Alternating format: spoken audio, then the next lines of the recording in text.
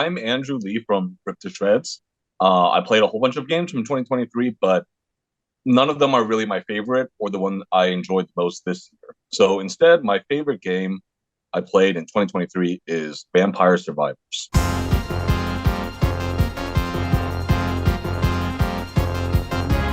It's most similar to a bullet hell that gets progressively harder and harder, and the fun of the game is in trying to collect as many power-ups as you can to make your own attacks bigger and bigger while the screen is like completely filled with enemies. I didn't start playing it until this year. I think I might have seen some chatter about it in other gaming spaces, but it didn't look that interesting to me. But then once you actually pick it up, and, you have your friends like, dude, try it. It's so good. Try it. And then they wear you down, and then you're like, oh, this is really fucking good. It's something that I think anyone can pick up and play. And then when they spend some time with it, they realize there's a lot more depth than they might have initially assumed. It would appeal more to the players who are like fans of like Diablo. You get more gear and numbers go up. Normally, I hate unlocks. I hate anything that is like a modern roguelite. I like classic roguelites, like the stuff with ASCII graphics. But I think Vampire Survivors, like, they knocked every single thing they tried to do out of the park. The unlocks felt like they were meaningful, and you could unlock new characters, and the new characters weren't like super overpowered compared to the earlier ones. They just played in a totally different way. And then so you felt like you could invest time with each new unlock and kind of like figure out really how you're supposed to play each new character. I guess it's just kind of fun to try out all these different play styles. I like that in Vampire Survivors, trying out different play styles is much less of a time sink. Anyways, I spent a lot of time on it, and I think I had a lot more fun with Vampire Survivor than I did with Baldur's Gate 3. But I don't know if that would be the case like 6 months from now, when they patch and fix everything about BG3.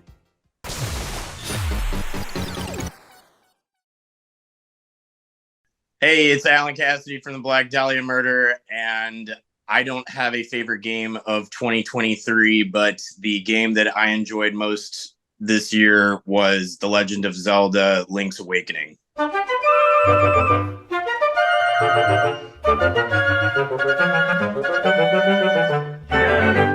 I really enjoy Zelda games. My two favorite are the 64 games, Ocarina of Time and Majora's Mask.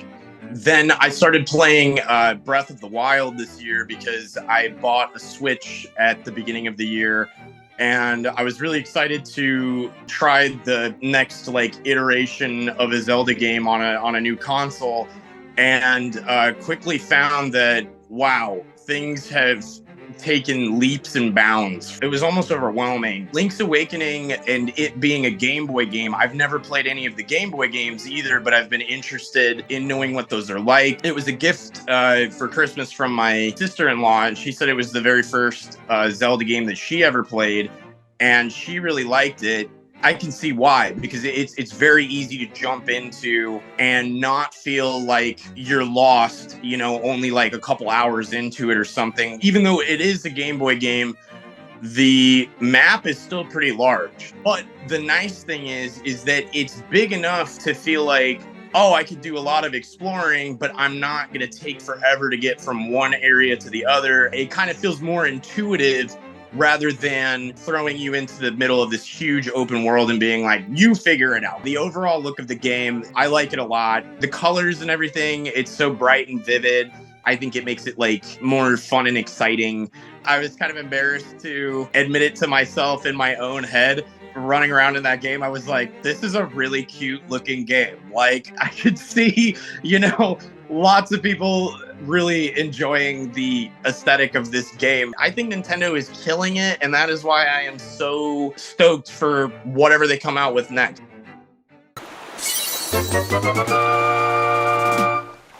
I'm Adam from Gilead Media, and my favorite game of the year is PGA Tour 2K23 golf game. It's sick.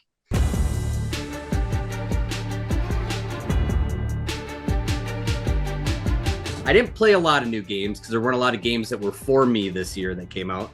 Of all the new shit I played, it's the one game that never made me mad and always made me laugh about something. It never pissed me off.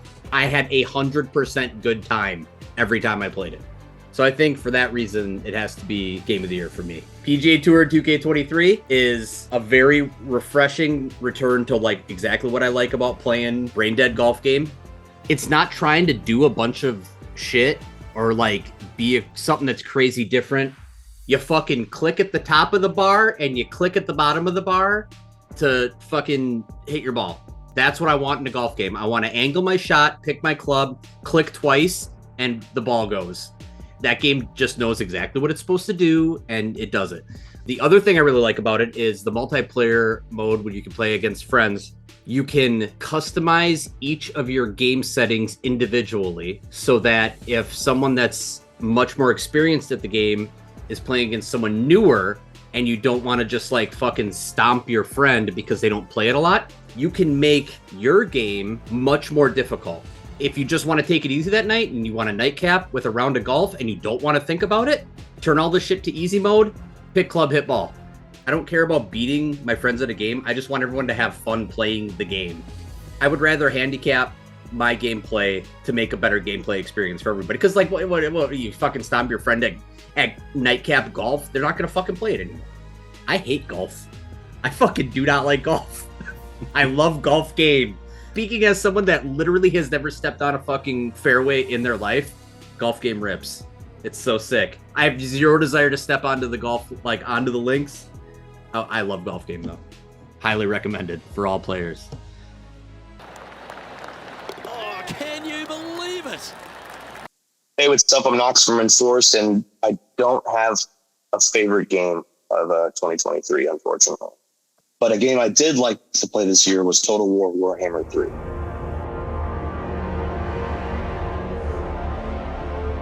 It came out of our conversation for Killscreen, and I shit on it insanely hard. But from that conversation, put a bug in my ear.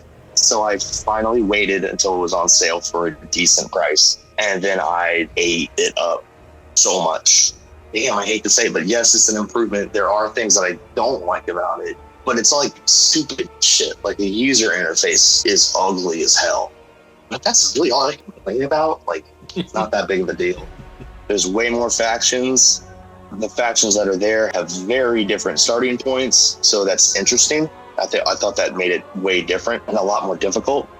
Some of the factions, they feel like they're just built to be funny. Like the Chaos faction Khorne, faction leader Scarbrand is literally like a 45-foot tall, bright red demon who's hell-bent on blood and skulls. What more do you want? He doesn't even have to fight anybody. Just by him walking, he just stalks people to death. So you can just have him running in circles, just killing hundreds and hundreds and hundreds of people. When he runs into anything, it looks like a lawnmower mowing the grass. Like, everything is kicked up in front of him. It's just bodies flying everywhere. It is the most satisfying fucking thing to watch. So it's like, does that faction suck? Yeah. Is it fun as hell to play? Oh yeah. Oh yeah. I love doing it. The fact that one Skaven faction has fucking nuclear weapons, that's hilarious. They have nukes in like a pseudo fantasy Middle Ages game. It's chaos. I love it. That's the kind of thing that kind of keeps bringing you back. There's so much going on. There's so much to factor in. I'm totally sucked into shit like that. Blood for the blood god, skulls for the skull throne. I'm Reese from Creeping Death, and I did not have a game of the year for 2023, but if I had to pick one that I played the most, it would definitely be Smash Bros.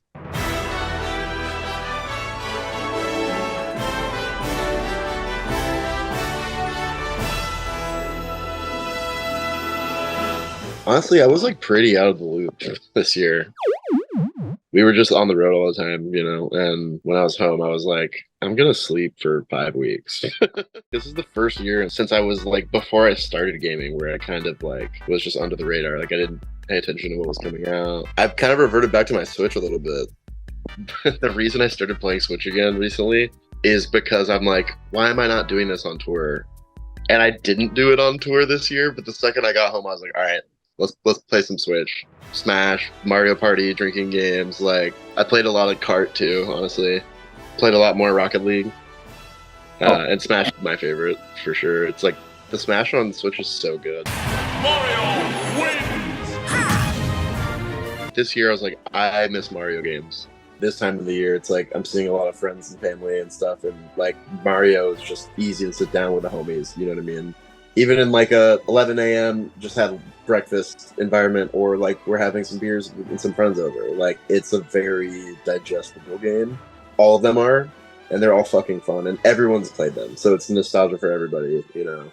So I'll do a little bit of online. I just get fucking dunked on when I go online. Like, it's just, I mean, dude, the skill gap in that game is fucking astronomical. And I'm, like, pretty good, I feel like. Like, if I'm, like, playing Fox or Diddy, Link, Ganondorf, like, I'm gonna dunk on, like, one of my friends every time. But as soon as I go online, I get humbled, dude. It's depressing.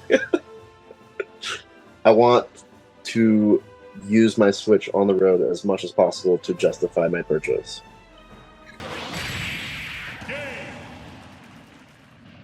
Hey, this is Alex from Horrendous, and I don't have a game of the year for 2023. However, the game I played the most this year was Xenoblade Chronicles 3.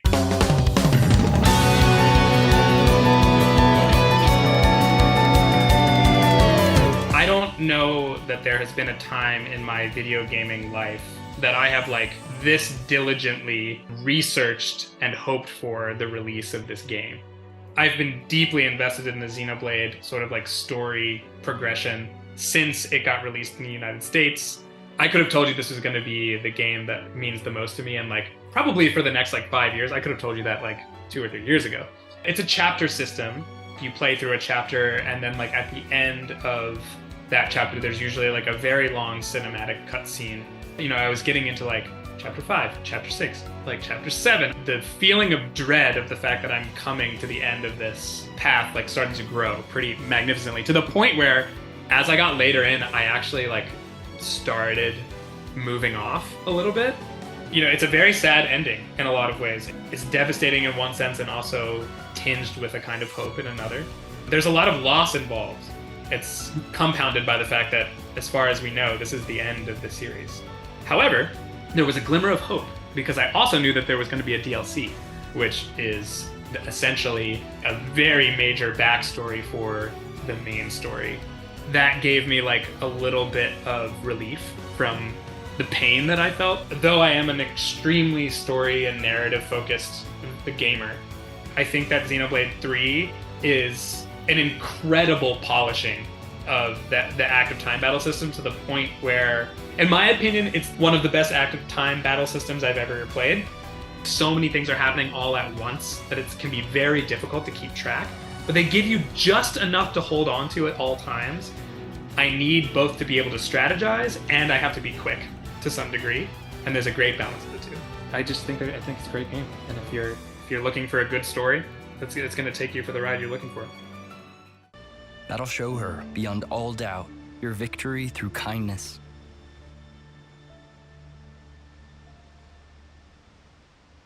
What's up? I'm Derek from the Zenith Passage, and I do not have a favorite game from 2023. However, my game of the year is Bloodborne.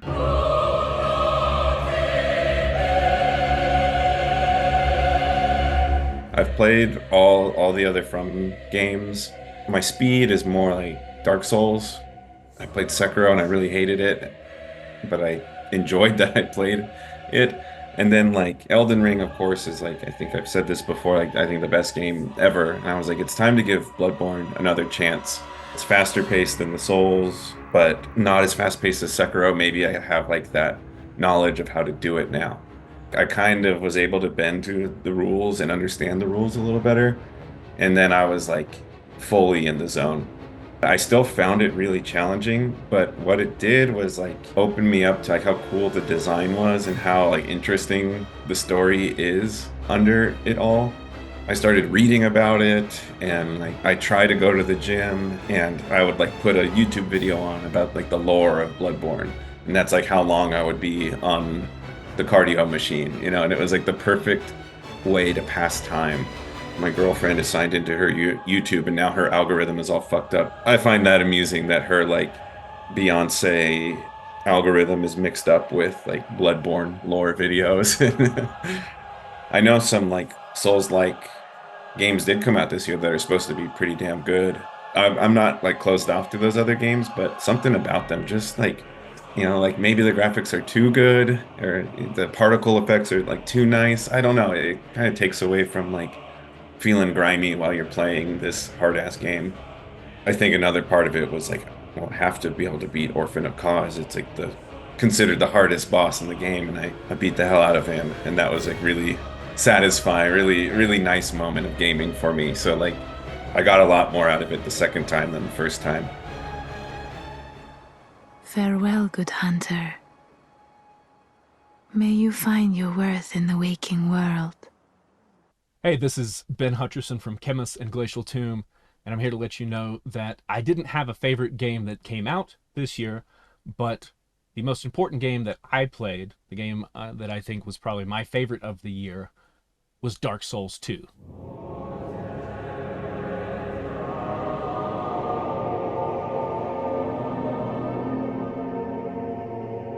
I really enjoyed it. The world retains the feel from the first one of being upsettingly large. Not just the world itself, but like everything in there. The castles are too big, the doorways are too big, the elevators are too big.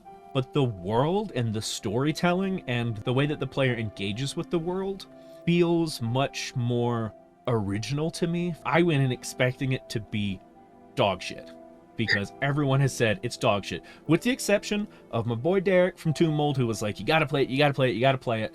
Truthfully, had Derek not championed it so much, I might have just left it off.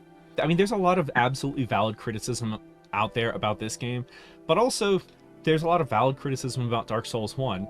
It happened to give me perspective, but it also could have very easily just highlighted all of the problems people have with it. It highlighted all of those flaws, and I was like, but I still think it's awesome. I think it makes me that much more likely to more actively seek out recommendations from people whose opinions I respect. I've heard people say, like, this game would be such a good game if it was called something other than Dark Souls 2. I think maybe a better way to think about it is, what if Dark Souls had been like an anthology? Going in and thinking about it as a weird, fantastical experience, more so than a high fantasy ARPG, provides a better framework for experiencing the game. It's an imperfect game, but it is a game unlike anything else that FromSoft has done since. My experience with that game has like helped me contextualize my own place in this world of video games. Of all my experiences with gaming this year, Dark Souls 2 is kind of the most compelling to me. Now, be one with the dawn.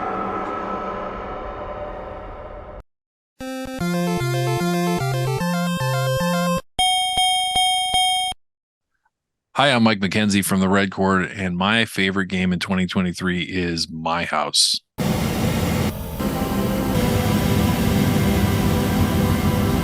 For the language of today, it's a mod of the original Doom 2 game. I love Doom, and I still play all the maps that people make these days. The creator supposedly had a childhood friend die, and he went home to the services, and when he was collecting some of the stuff from the parents' house, he found some old Doom discs of maps they had made when they were younger, and one of them was called My House. So he decided to finish the map, and that is the unspoiler version of what this game is. People have done a lot with Doom maps these days, and they've made really incredible, very immersive experiences. But you don't expect this map to be one of those, because it's just some house. When you're first moving through this house, you know, you're just playing normal Doom stuff. You're shooting regular Doom guys, and it doesn't seem that interesting at first, and you're trying to figure out what the next step is. This game spirals into so many different directions and evokes so many different emotions from something that I didn't have any idea it was going to do that. There's this intense music. The music helps you enter that dreamlike state. I've listened to that piece of music more than any other piece of music this year, because not only does it fit the game, it's also a great piece on its own. It's very haunting. I almost love the music as much as the game. So all of this stuff was feeling very heavy, and that was just the tip of the iceberg.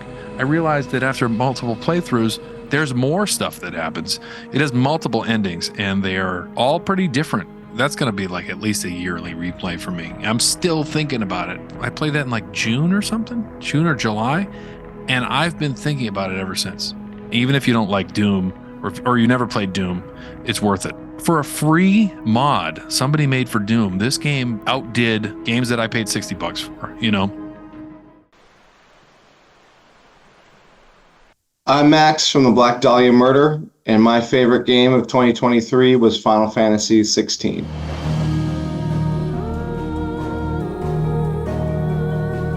I loved it.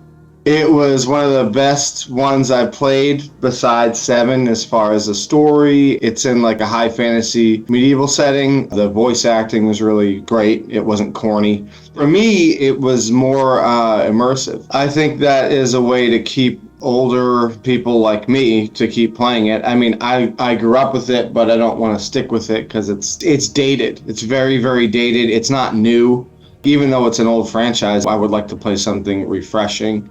I think Final Fantasy 12 was the first time that they did what they called real time, and I didn't love it, but I was introduced to it with Final Fantasy 15, and that was cool. I was okay with it, and this one's really cool. I like it because you can bounce around with different characters.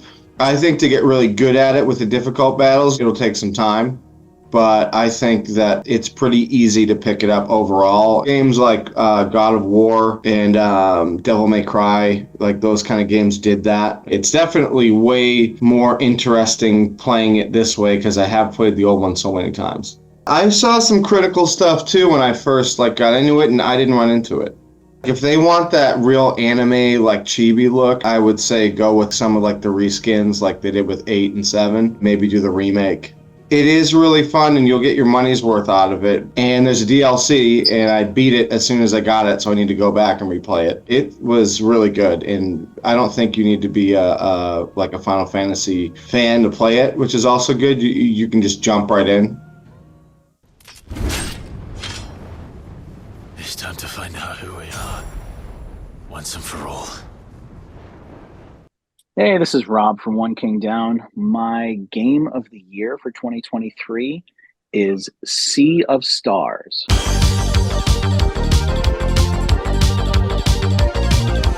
It's been a long time since I played an RPG that wasn't Final Fantasy VII that I really enjoyed, especially one that's actually a prequel to another one of my favorite games, The Messenger. There are so many little hints. They use a piece of soundtrack from The Messenger, and they even bring in a couple bad guys. They definitely sew the two games together. It looks like a 16-bit game, but then there are all these super intricate graphics that kind of remind you, oh, you are in this century, in fact. It is for sure a love letter and a refreshing one. The approach is fresh. It's not just a rehashing of tried and proven ideas. The nostalgia is strong, but I think if I had never played in that era of gaming at all, I would still have a very rich appreciation for how this game is constructed. I think the game is strong as a standalone. You know, you don't necessarily need to watch Alien to enjoy the movie Aliens. The gameplay is exceptional. The turn-based combat is my favorite because you have to make specific tactical decisions, especially with respect to the enemy's, weaknesses or what they're sensitive to at that point in the fight. Graphics, wonderful. Soundtrack, wonderful. The combat's 10 out of 10. The characters are awesome. And again, no spoilers, but I absolutely cried at some point during gameplay. I haven't shed a tear over a video game since I first played Final Fantasy VII. You become very attached to your characters. My attraction to Sea of Stars occurred so organically and automatically. I was like, yeah, that's a clear decision. That's a clear winner for me. This is one of my favorite games now. Hi, I'm Sam from Frozen Soul, and my favorite game from 2023 is Scarlet Maiden.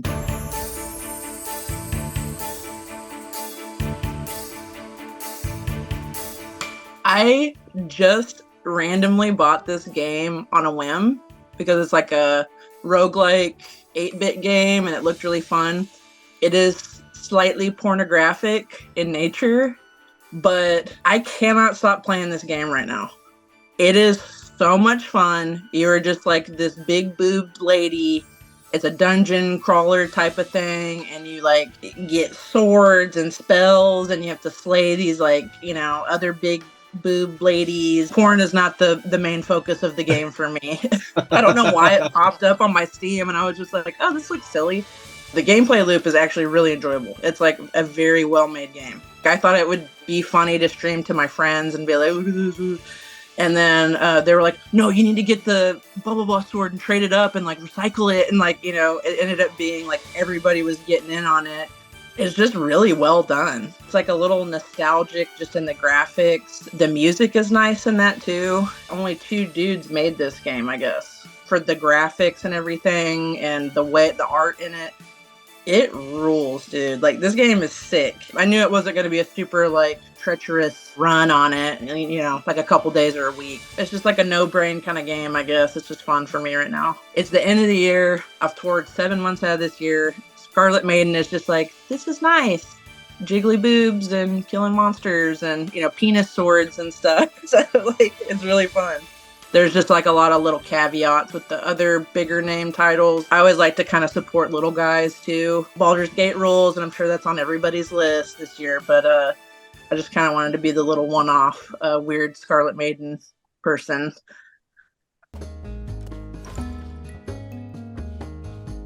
I'm Chad from Frozen Soul, and my favorite game from 2023 is Ark Survival Ascended.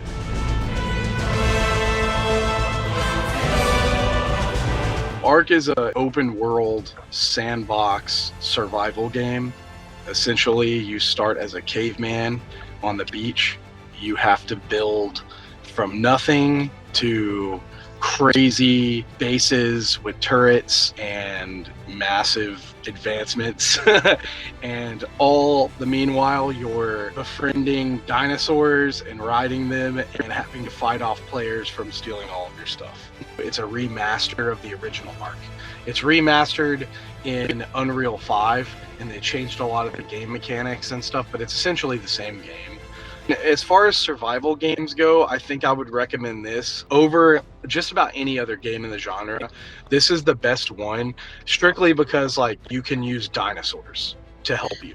It's incredibly ruthless in PvP. It's miserable, but it's also amazing because you can have some of the best like game experiences ever. When we got back from this last US tour that we did, I and pretty much all of Tribal Gaze got together and we started a tribe, and we've been playing together. I mean, in 2 weeks we played for like 150 hours. We just pretty much like ignored all the responsibilities right after tour and just played Ark. If you don't have a team to play with, it's definitely hard to go the PvP route. But if you play Ark, you could play PvE and not play on PvP servers, or you could just play a local game to yourself, and you have a lot more in the game to do because you could tame dinosaurs and you could breed them and use them to like build up to fight the bosses, to get into tech tier, and all this crazy stuff that you could do that you can't do on all these other survival games. It's incredibly addicting, and once you get on, you literally can't get off. Like, even if you want to get off, you can't get off because all your hard work will be gone.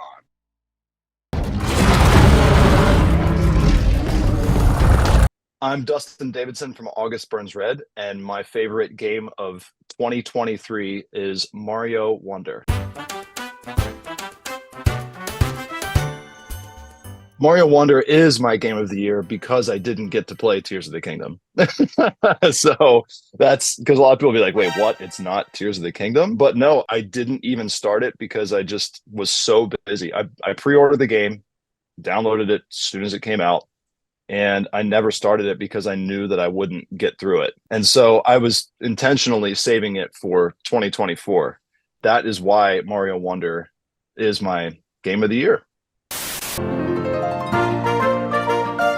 Here we go! visually, it's kind of stunning. I love the Wonder Seeds. I love that psychedelic look and how it transforms the level and might reverse it and flip it around or turn you into something different. I also really enjoyed all the different badges that they incorporated and different movements, like new unique movements, like for instance, like the dolphin kick, swimming through the water, getting through faster. So in a sense, kind of forcing you to use different play styles. Yeah, you could use the parachute cap, the first thing you get when you start out in the game, like everywhere, and like almost ensure that you're going to reach the top of the flagpole at the end of the level by using that and floating into it. But they kind of force you to like, you're going to want to use this new badge on this level or in this world. The one part where I think it fell short for me was that it didn't feel long enough. Like I wish the game was longer. But I was kind of expecting it to be a shorter game, being that side-scroller platform style. And then I kind of wish that it would have been a little bit more challenging, but then they gave you the bonus levels, you know, like the special world. And that was where I was like, okay, now I really got to focus on how I'm going to get through these levels. So, and no, I haven't beaten the final test yet. It's very frustrating. I really enjoyed the music for the game. That it started out like the first world with like the old school song, but a variation of it with like people singing it. I thought that was really cool to just start the game and hear something familiar, but in a new way. You're holding yourself back if you don't check out this game, because it's like I said, it's like a nice step in the evolution of the series.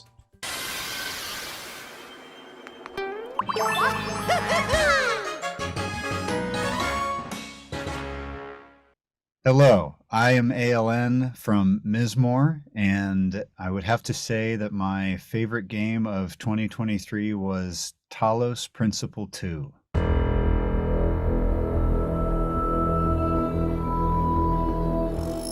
A great sequel, so much better than the first one, and the game that I kind of was like waiting to come out all year. On the surface, graphics are way better. When you just wake up in the world, it's like, wow, this is really impressive. I think the music got a little bit more interesting and diverse as well. But what I think they did super well is they developed a more detailed and expansive plot. Talos Principle 2 makes a lot better sense of like why you're here in the first place and what your mission is, outside of just mindlessly solving puzzle after puzzle. The game is about being a robot in a civilization of 1,000 robots that were created by humans, but humans are extinct. And now the robots are solving puzzles to try to better understand the nature of existence and their purpose and where the humans went wrong so as to avoid the extinction of their own species in the future. I think that has potent ethical questions relating to the world, relating to AI, relating to technology. And the game asks you these questions. It's not just puzzles, but you interact in conversations with that you have options of responses to give to. I find it incredibly profound, and it gives you lots of aha moments, like in the puzzles themselves. I think it's a really brilliant package for a puzzle game. If you have any more questions, feel free to ask them. I'm Smittens with Calligram, and my favourite game of 2023 is PGA Tour Road to the Masters. It is by far the best sports game that I've played in years. Absolutely, utterly incredible. I've always liked a sports game. Me and my housemate, who've lived together on and off for like 20 years, always play golf games together. We haven't really done it for years because nothing that good came out. This game is unbelievable. The commentary on it is bang on. The physics are bang on. Like, you do something good, it feels like you've done something good. The online is wicked. So you're like playing in a foursome with like someone else you've never met, and it's like Europe versus US. So obviously us lot as Europeans are just like, fuck these Yanks up, let's go. It's easily the most I've played a computer game in years. But this one, which as well, funnily enough, is made by EA, my best friends, as if anyone's read the last interview. It just felt great, and I really feel like, for me, playing games now at like almost 40, I wanted to fucking chill out. I either like want a really in-depth like story, super like fun, but you're chilling out, or something like this, which is just like, if I was a stoner, it would be literally the best game ever. And just sit there, smoke a cigarette, play a few rounds of golf. You don't need to be into sports. You don't need to be into golf. I just think anyone that's going to fall into playing a golf game somehow, it's just going to be like mind blown about how good it is. Anyone I know that doesn't play golf games and has come around and played it has been like, yeah, you guys are right. You're not insane. It makes your life feel better when you play it. It's not too hard to pick it up. And then as you get better at it, it's like when you master it and you get like a hole in one or like a wicked, like, 150-yard shot that goes in, you're like, man, I've got a lot of saved videos on that PlayStation. It's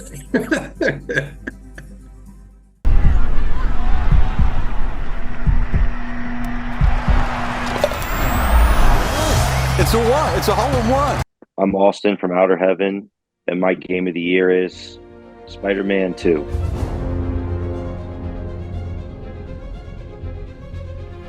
As soon as you sit down with the game, you're immediately in the action.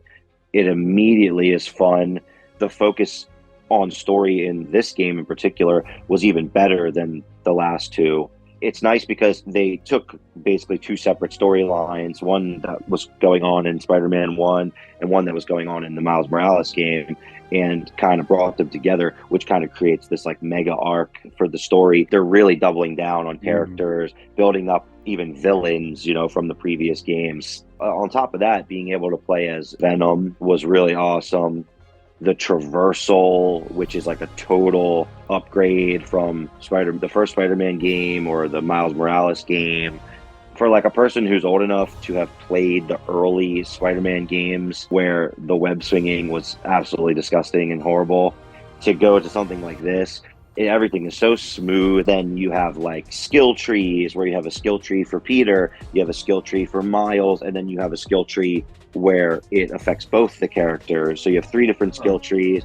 You have like hundreds and hundreds of different unlockable suits for each character, spanning like the entire history of both characters, which was really cool. I liked playing as the 2099 Peter Parker suit for most of my games that I did, but for as much as there is to it on the surface, it wasn't difficult to understand. It was in depth, but it didn't take too much mental energy. I could just kick back with it, and I always had fun with it. It would be good for a fan of Marvel and a non-fan. It definitely has its own thing. It can stand on its own 2 feet. Let's give him a warm welcome, Spidey style. My name is Enrique from the Silver, and my favorite game of 2023 is Mortal Kombat 1.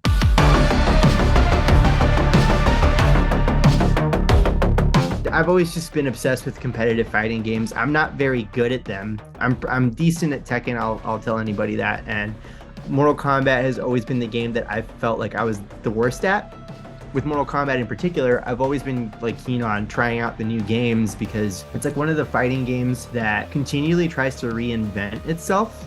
If you're like me and you play Mortal Kombat for the story mode as well, or like the arcade mode instead of just multiplayer, like the actual story mode of Mortal Kombat 1 is really entertaining. The plot of it is very basic. It's like karate Star Wars. Magical man finds out he has powers and he's entrusted to save the world, and he's got to fight the big baddie, and he makes some friends along the way, right? You can only rehash that plot so many times. And what I think is really interesting about Mortal Kombat is that they've tried to continually figure out how to retcon almost everything. You don't have to worry about previous plot holes and things like that. Like, it just kind of picks up from day one. With Mortal Kombat 1, we're at the point where we've hit like the multiverse of Mortal Kombat, where there's different timelines going on at the same time, and all these characters that are good in one universe are bad in another. Another thing they did that totally like sucked me in, one of the DLC packs for like day one launch was a Reese skin for Johnny Cage, and it's Jean-Claude Van Damme as the Johnny Cage character, but they even did his voiceovers. Like he voiced over himself as Johnny Cage and as Jean-Claude Van Damme. There's a quick moment before the fight begins where they say something to one another, so it's him talking. 2 Johnnies, 1 timeline. Man, this has mega hit written all over it. and they gave him like the Bloodsport outfit. It's incredible. Like they nailed it. You know what I mean? They went all out with like really great sound design. The game looks great. I think out of all the games that came out this year, I just love that one because it was like a new take on something that's been around forever. Boom. I'm Justin McKinney from the Zenith Passage, and my game of the year is Cyberpunk 2077 Phantom Liberty.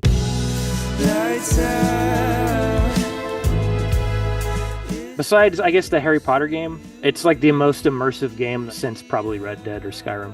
It's like GTA set in like the way future and a more chaotic. It all takes influence from a book called Neuromancer. It's pretty in-depth about, like, I think, a potential future for humanity. I think that alone keeps me intrigued. I remember first playing Cyberpunk when it released in 2020. I was just kind of overwhelmed. I was so overwhelmed that I couldn't enjoy and be immersed in the experience. And I'm like, I'm going to wait and then rediscover this game when they figure it out. It's like a new game now. There's just so much attention to detail in the universe, and they've really ironed out all the kinks. And the gameplay mechanics are like really dialed. The combat system's like totally redone. The leveling system is totally redone. How the AI works in the universe, things just kind of happen around you, and then you get inspired to go check out what's happening here and there, and then that leads you down another path. And that's like what I like about video games, is like the sandbox and the immersion, and you can actually like get lost in the game, which is something that some games just can't really pull off. I think 100% the immersion just kind of like really captures you, being in this crazy like cyberpunk Blade Runner, world. The character development's really great. You kind of get attached to characters and you really give a shit. That keeps you involved too.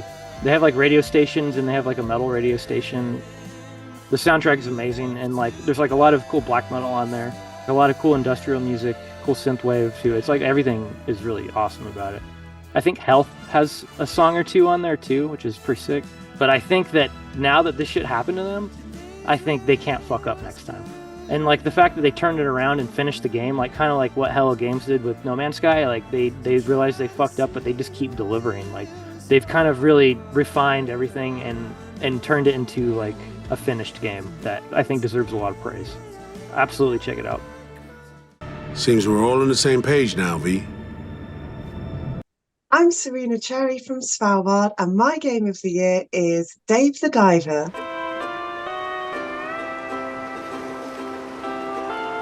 People have said 2023 is the year of the RPG, but it's also the year of the quirky fishing game. What with Dredge and Dave the Diver, it is simultaneously one of the most relaxing games you can play, and also one of the most stressful, which is interesting how they've managed to walk that tightrope. Normally I strictly only play games with dragons in. I'm all about the high fantasy RPG, but Dave the Diver, I was really intrigued by it purely on the concept. To describe the concept in one sentence of, it is a diving fishing game that's also a sushi restaurant management sim. Well, that sounds intriguing. That sounds very quirky. It just works so well. I think what got me hooked, pun absolutely intended, the harpoon mechanic in Dave the Diver to me is equally as satisfying as performing a backstab in a FromSoft game. Even the sound effect that it makes is just incredible. As soon as I got that harpoon and hooked my first fish, that was it. I was hooked as well. It's like the perfect casserole of gameplay, mechanics, humor, storyline, quirkiness, innovation. It doesn't do one thing like absolutely insanely groundbreakingly well. It does loads of things really, really well. And the way that it's blended together, the way that it's put in all these mini games, and all this kind of different ideas, but it never feels stupid. It never feels silly. To be able to execute that idea in such an unquestionable way, that's why Dave the Diver is my #1 game. I genuinely think that everyone should play Dave the Diver. You will not regret it. I feel quite confident that if you gave Dave the Diver a try, you would love it.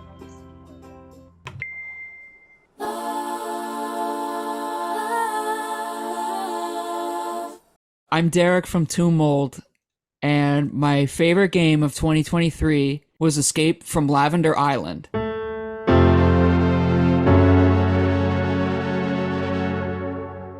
Now, what you're saying is, what?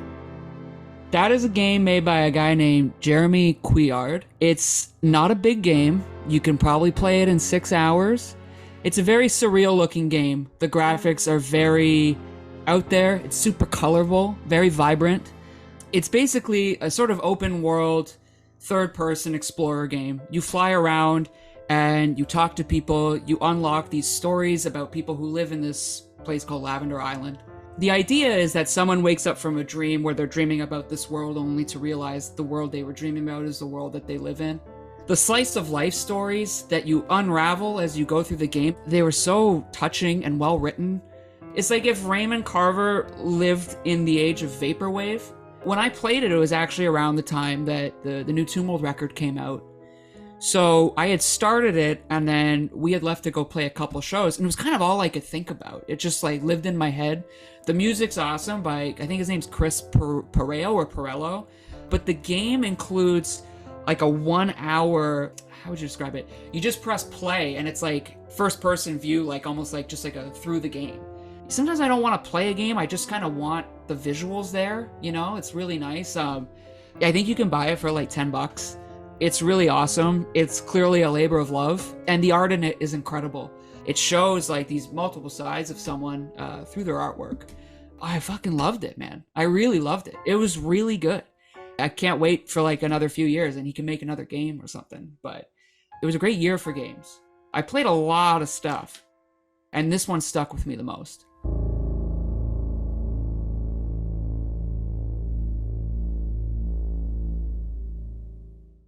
I'm Chris from Woe. My favorite game of the year is Armored Core 6.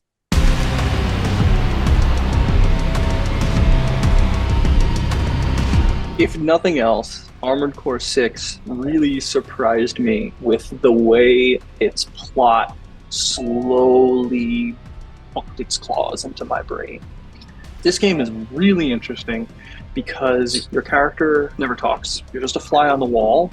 You never see any faces.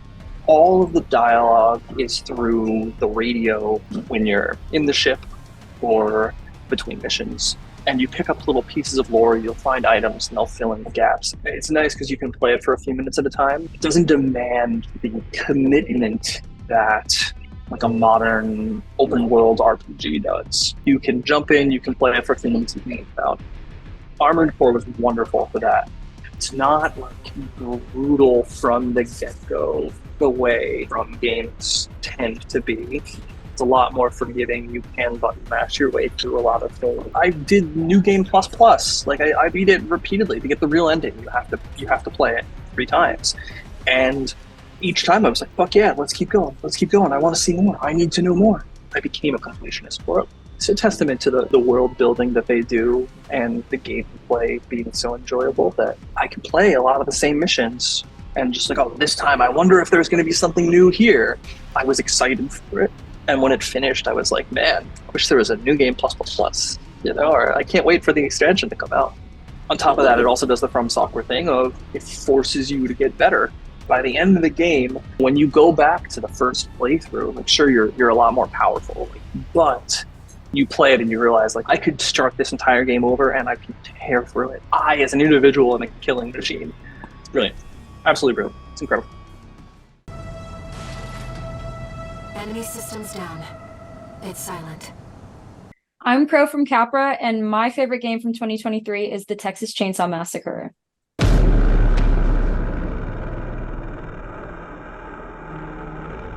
I kind of feel like it just improved upon everything that a lot of different asymmetrical multiplayer games have been trying to figure out for so long. I feel like it's truly balanced. Like I feel like killers and survivors both have an equal hand at being able to defeat the other person. I think what's exciting about this game is, and it's something that's a little bit different from other ASIMs, is that there's more than one killer. So I think that if you do decide to play the killer side of things, there's not this pressure like there is with Dead by Daylight of like, oh, if everything's going wrong, I'm the only person who can like make it go right. And at least with Texas Chainsaw, if you're kind of like not doing 100% well, at least there's two other people that can kind of help you carry the slack. In most asymmetrical horror games, multiplayer games, survivors have to rely on each other to be able to win, and that's just not the case with this game, which I think is really cool. So if your team is not carrying the slack, you still have a chance at getting out. It's actually really not bad solo queuing in it because there is like voice chat. I have like a pretty good number of hours in it so far, and I have had like maybe like one or two toxic people say something like crazy or whatever, but like everyone else has really just been using it to try to communicate with each other and work together, and I feel like it's been pretty useful. It's easy to get discouraged because there is a big learning curve to it, but the minute you're able to like get through the first like few hours of starting to kind of like learn how everything works, it becomes way easier and it's really, really fun. Do I think it's going to be able to last like Dead by Daylight? Unfortunately, in my opinion, no. However, I still think it's an incredible game, and I think that Dead by Daylight has a lot to learn from that game too. I think they're starting to feel a little bit of the pressure because I know that a lot of people moved to Texas Chainsaw because of the balancing that they've done. And I think that Dead by Daylight is paying attention to that. It's a balance that has never been achieved by another ASIM, so that's why it's my game of the year.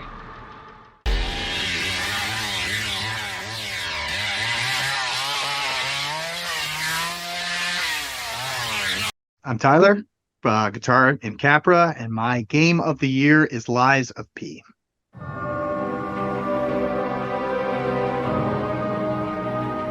Anything that is similar to Dark Souls, Bloodborne, or any of those, I'm gonna love it.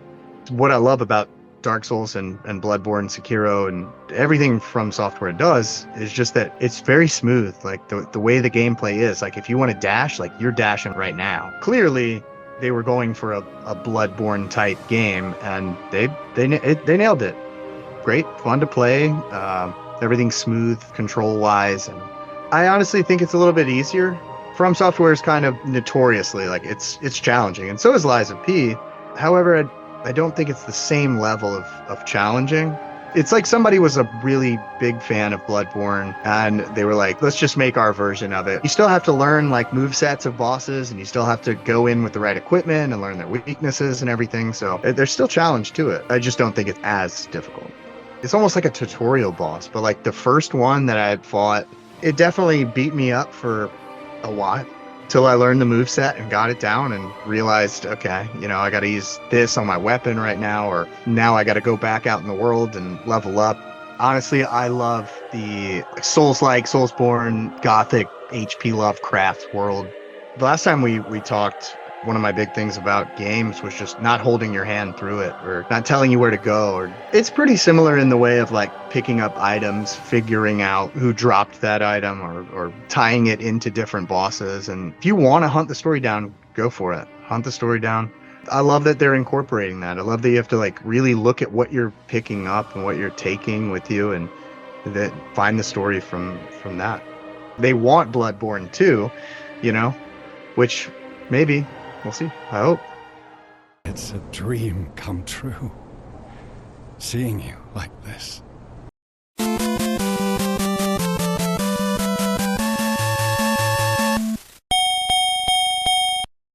I'm Payson from Tomb Mold. I'm Joe Linden. I play drums in Primitive Man. And my game of the year... My favorite game of the year was... Resident Evil 4 Remake.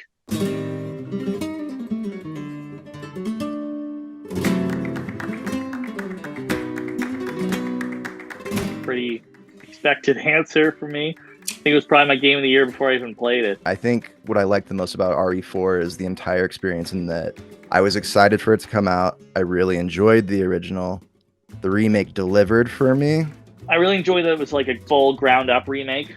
I like that it remixed a lot of things from the game. Like it's familiar, but not too familiar. It's not just a complete retread of Resident Evil 4. I wanted to see what was going to be the same, what was going to get changed. Obviously, it's going to look better. It's going to play better. There's like a lot of quality of life improvements. It feels good. It feels natural. Feels more modern. A lot of games are doing that and now anyway. It was full of fights. I liked that. The puzzles were there, but they were a little simpleton, but they're pretty easy in Resident Evil 4 as well. I really enjoyed that there were these little side things that you could go do now. There's a part in the game where you hop into a boat and you can just cruise around, and it kind of opens up the maps and you can explore a little bit more. And it wasn't a complete-a-thon kind of game, but there were times where you could stray away from the story if you really wanted to dig in, and then there was a little more lore tucked in there. I thought the voice acting across the board was great in the game. I especially loved Ashley's voice acting this time around. The original Ashley in Resident Evil 4 is the voice actor, also does the voice of Sandy the Squirrel in SpongeBob. And once you know that, it kind of compromises the performance a bit, because you'll hear it.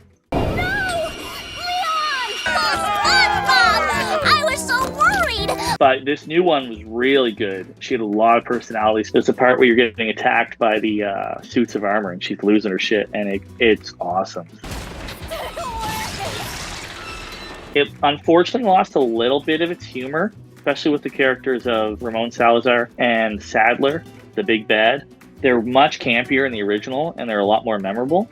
So maybe you have 9 lives, but it doesn't matter now, Mr. Kennedy.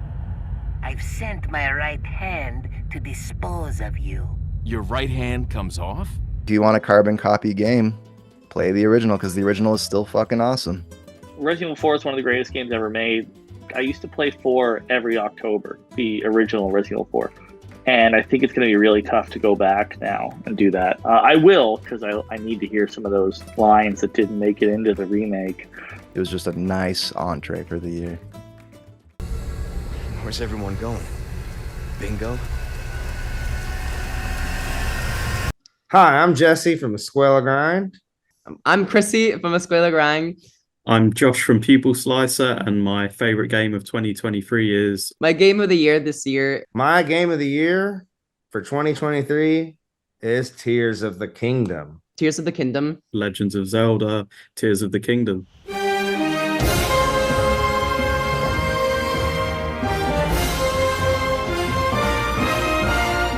Soaking up all my time. That's literally the game I played the most this year. I was like looking at how many hours I've put into it this year, and probably like 160. So I think it'd be pretty hard not to give that the honors. I don't think I played any other game more than that one. I don't even know. Like definitely over 200 hours at this point. Thinking about that stresses me out. Now I think about it.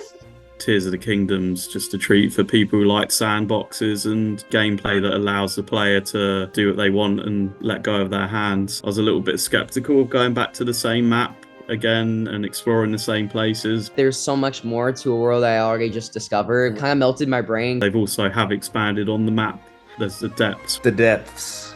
Which is basically another area of Hyrule, which is underground and kind of like a mirror of it. And then there's the sky sort of areas. And skydiving. There's never been like GTA map that you just feel like you've been through and then it's been like made 10,000 times better. The art direction's taken quite a cool Studio Ghibli kind of vibe from. It's all like autumnal and a bit kind of futuristic, but then kind of looks like it's from the past as well. Also the soundtrack. It's very soothing. During Hell in the Harbor, it was just like real noisy. Like it was just like we were just there all day. And I went and sat in the van and played Tears of the Kingdom for 10 minutes, and it was everything. I needed that. And then I went back and it was just like, wow, I feel like I just took a nap. I think the abilities they just give you at the beginning of this game to rewind things, to fuse things together, just absolutely opened up people's creativity and the way they play the game from the get-go. It's just crazy, really, the amount of freedom that those sort of abilities that do kind of feel like a cheat code give you to make things creatively. I haven't even finished it yet. There's so much that I still have left to do. I'm still finding shrines. There's still all these side missions, all this armor that I haven't gotten yet. In my mind, like they could just keep making these games forever then. It's the shit. Yeah, I think Tears of the Kingdom's going to have to take it and have to represent the Nintendo fanboy image that I've created with this band. Link! You must find me. I'm Kyle from Undeath. I'm Katie from Pupil Slicer. I'm Michael from Frozen Soul. My favorite game of 2023 is... My favorite game of 2023 is... And my favorite game of 2023 is Baldur's Gate 3. Baldur's Gate 3. Baldur's Gate 3. Shocker, I know.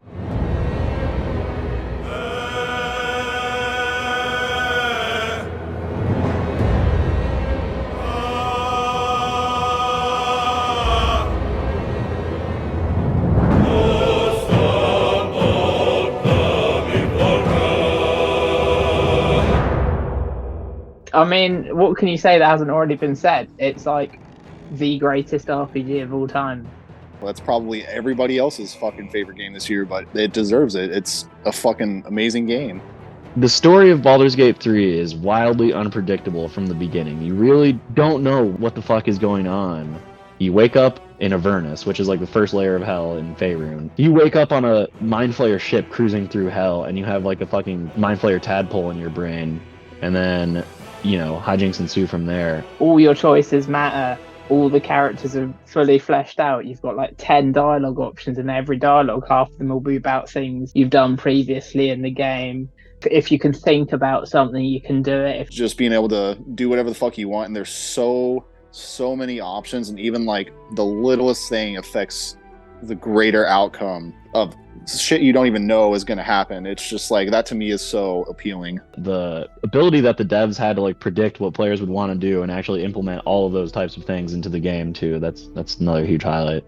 It's a one-time purchase, and you just get a big game with loads of replayability. It's about the closest I think video games have gotten to actually sitting down and playing D&D. I've always also wanted to play Dungeons and Dragons.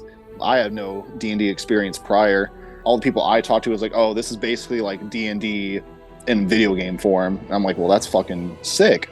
I have a ton of friends that play D&D, but it's like my schedule is so crazy. Like I can't like meet up with them to play like once a week, you know? So like this, I can just play on my own time whenever I want, whenever I can. I don't know much about D&D at all. I've played it a little bit, but I was like not versed on D&D lore at all. And it was fine. And it actually made me really interested in D&D. I've finished it once. I'm like halfway through a second replay, and I'm already like, oh, I want to do a playthrough when I do this and do this. And like on the second playthrough, I'm still like, this feels like I'm playing a completely different game because none of this stuff happened and none of these interactions happened on my first time round. I have played through twice, and I just watched my girlfriend finish up last night actually on her playthrough. I played a gnome wizard.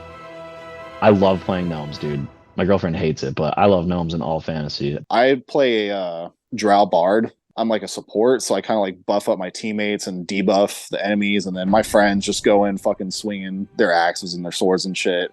I'm a traveling musician in real life and in my video game. I've got a note file of like which sort of playthroughs with which companions I want to do. I mean, it was an awesome first playthrough, but after that I went back and did the opposite. I was like the most evil bastard you could possibly be. I already know, like, when I do my second single player playthrough, I want to do, I think it's the Dark Urge is what it is. If you pick Dark Urge, it's like you still get to create your character, but they're given this backstory of basically they don't know why, but they have an insatiable urge to kill. That's so sick. It is very Cannibal Corpse, the Dark Urge. It's pretty cool. I just kill for a good 150-hour RPG to sit down and sink my teeth into. I mean, I love the combat in Divinity Original Sin 2. I've played that game like 5 times because the combat is so fun, and I think they just seriously improved upon it in Baldur's Gate 3. They sort of sped it up in ways that doesn't like take away from the technical like quality of the combat, but just kind of gets turns going faster and shit. You roll dice to determine your outcomes, which that also appeals to me. There's always that random chance that like, oh no, you can roll a fucking 1 and just critical fail it. It's got the gameplay, it's got the story, it's got the music. Music always, of course, is like very instrumental, no pun intended, and like making you feel like really immersed. And it, like the game does a very, very good job of that. The main theme, Down by the River, what a catchy tune, and it comes back in so many different ways. It does a really good job of world building. There was a little bit of a learning curve just because like I'm not used to like the turn-based style RPGs. After a few hours, it was pretty like easy to like understand. There's just something about it that's like so addictive. I think it's a good game to jump into, man. If anyone has any faint interest in slinging fireballs and blowing up gnomes, it really is like a new bar set. That game just ticks all my boxes, man. it's been a ludicrous year for gaming. It's cool to have games with a bit more of a director's voice behind them. You can feel that passion coming through. I think all the like great games like Zelda and Baldur's Gate and all these like massive games that are just so filled with love from the developer. And I think that's the main takeaway from this year is like, I don't know how, but loads of developers that really cared about making games. And Lethal Company's sick as well. That came out this year.